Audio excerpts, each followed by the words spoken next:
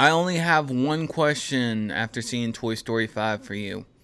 Do you still have a friend in me? Hello, everyone. My name is Jake from Talk Too Much. I just got out of the theaters after seeing Toy Story 5 and left with a lot of feelings here, so I thought I'd put out my review over what I thought. When you have a franchise, a part of Disney that is so strong, such as Toy Story, it's something that as an adult I look back on and I just didn't realize the impact that it would have. I did not grow up at the time of the first two movies, so I miss seeing those in theaters, but I was still able to grow up, still watch them, and by the time the third one came out, I was fortunate enough to go see it in theaters. Now, with that being said, of course, with the ending of Toy Story 3, coming out of it, my grandma felt horrible because she only saw me crying after, because I was kind of destroyed inside after seeing all the toys say goodbye to Andy and moving on to Bonnie, and all in a good way, I could say is the best way that trilogy could have ended to move on to the next chapter of Toy Story. And when 2019 came around and they decided to throw out they were doing the Toy Story 4,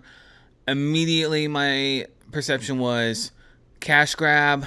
I'm not ruining the original trilogy and keep that away from me as far as possible. But after Toy Story 4 and they decided to announce that there would be a Toy Story 5, however, with a more concentrated plot, focusing on how kids are getting more comfortable using devices these days rather than playing with actual toys, I thought the message kind of intrigued me enough to where I was like, maybe there might be something here. There might be something still worth watching. And when I get back with my ranking, of course I'm going to do a ranking video over Toy Story. I'll get in my more in-depth thoughts with Toy Story 4, but I was left mixed on the ending of Toy Story 4, and the point where I didn't feel like some of those characters ended the way I wanted them to.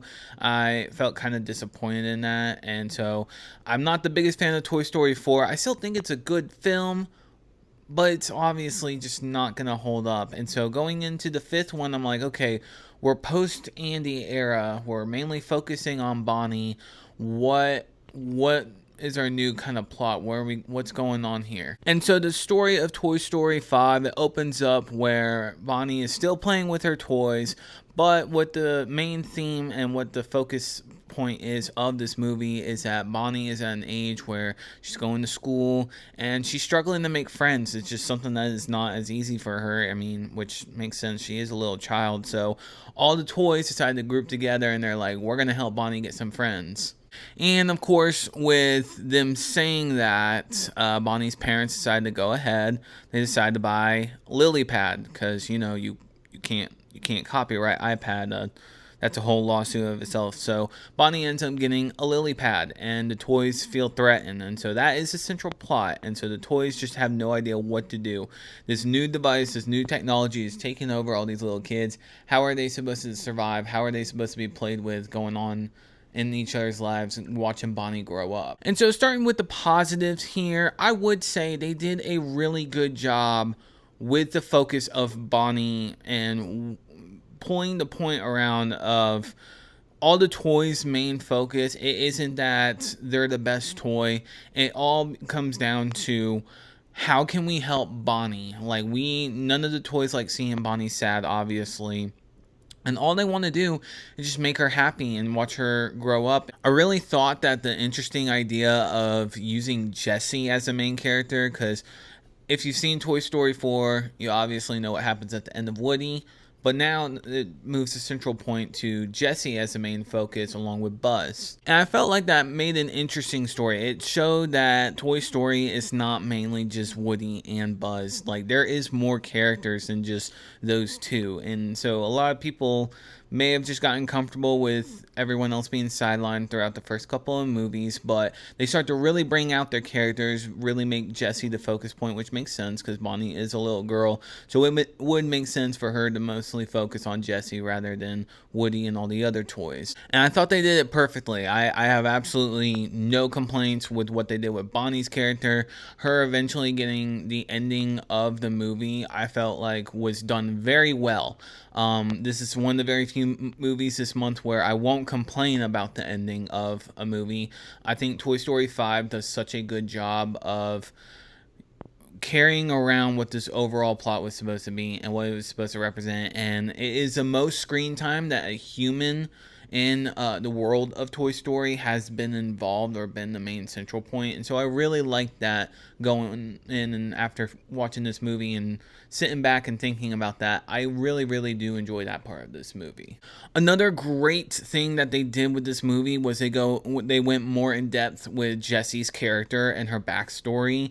They looped it around in a way to where in some way there could have been a chance where they would have made some things cliche, but they didn't. They chose to do something very carefully with her character, and so she even has a lot of emotional moments, which us adults are going to be watching and be like, why are my eyes itching? They shouldn't be itching right now. This is so dumb. This is a kids movie. It's okay. You're not alone. We were all there. We all grew up with this. It's okay to accept it 30 years later that as grown adults, we are going to cry watching Toy Story. It's okay. We can just accept it. It's going to happen. Another thing I liked is how they introduced new toys in the mix without kind of, sidelining them. Some of them are like the early ones, the Rex, Pork Chop. You got both the potato heads. All of them are pretty much sidelined for the most part of this movie, as well as Woody and Buzz. Whereas, yes, they are in the movie, they're just not involved as much. And so I do appreciate with the new toys, there's 3 of them. They all have to do with technology, but they're kind of in that middle ground between a toy and a full-on device, to where at first everyone is against them, but by the end of the movie, you realize they really weren't that bad toys. They weren't used that much. They just didn't understand well. And so at least I can say that for the positives of Toy Story 5. Now going into my mix and then my negatives here. My big mix is that this movie was very scattered. You're kind of left with an opening of just like 50 Buzz Lightyears that are traveling across the waters. You don't really know why, and so eventually that storyline is supposed to wrap into the overall storyline of what happens with the plot in Toy Story 5. I won't go into too many details there, but I felt very mixed seeing that, and I was kind of a little puzzled with that.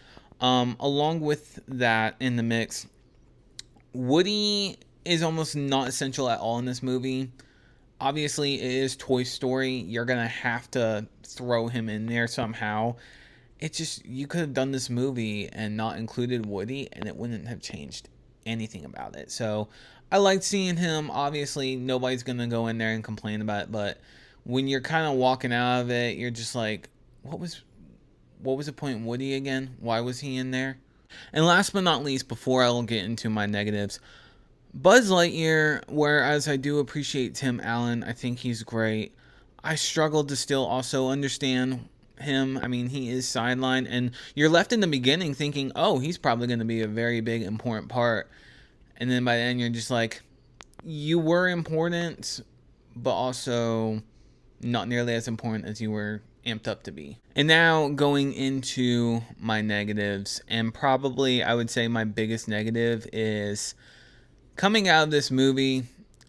I wanted to have this sense of feeling whenever I would rewatch this with my kids one day. I could be like, oh man, you think Toy Story 3 is great. Oh, you're not ready for the 5th one. The 5th one's going to hit you the best. And instead, I walked out of this movie going, I like it. It's not harmful.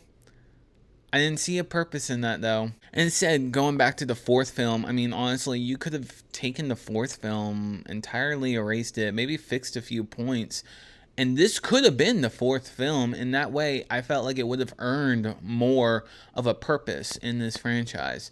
And instead, walking out of it, I'm just like, okay, we're treading familiar territory. Been here, done that. Let's just see how it goes. And like I said, it's nothing against these characters. I mean, it's great to see them back in the screens and everything, but I am only hoping that this is the last Toy Story we get, because if you were to ask me, I thought 1 to 3 is a perfect trilogy. It is literally the perfect child's trilogy for Disney movies. I couldn't tell you one that is better than the other. I mean, the first 3 are so strong, like, after I finished watching each one of them, I almost struggled to give them each 5 out of 5 just because of how perfect they are. And I'm left walking out of the fourth and the fifth one, and it just don't feel that way. I just kind of like, it just doesn't really click with me that well. I also thought, here's another negative here, the whole lily pad thing, like her being the villain, completely get it, makes sense. They very much did a big 180 on her character because of something that happens to Bonnie, and it's just that last like 25 minutes, it's very strange. And I don't know how it fits well with me. Like originally, Lilypad is very much like, we are the new thing now. We are the new way that we are going to make this child happy. We are here to stay. Toys are done for. We're all here. And then by the end of it, she just has a complete 180 on that character based off of Bonnie's situation. And also, you start to think to yourself, you know, Bonnie's only 6 years old. There is a bit of a cyberbullying moment that happens with her. And you're just kind of like, these kids are fairly brutal for 6-year-olds, like, and texting all those things. So I will say, if you are a fan of Toy Story, I would definitely recommend streaming it. Although it looked great when I went and saw it in Dolby, I just don't think that, I feel like we're really at the point with this franchise where we're losing the ideas. I think this is we need to wrap it up. We're done. There's not really much more we can go off of. And I'm getting a little bit more concerned whenever I would be walking out. If they were to make a Toy Story 6, Toy Story 7, I would only be walking out more concerned because it's like, what can you really do with these characters left? It feels like watching the fifth movie, it's like, okay, we're done with these characters. We can't do anything else with these characters. No more. Just leave it at that. But I know this is going to make so much money in the box office that Disney's going to be like, oh, profit. They want another one. They want a sixth one. We need to throw a sixth one out there. I really hope that's not the case. So overall, I did like it. I recommend streaming when it comes out there on Disney. And let me know down below in the comments, what's your favorite Toy Story? What's your ranking for Toy Stories? I'll have a ranking video out soon. Like, share, and let me know down below. I'll see you guys in the next video.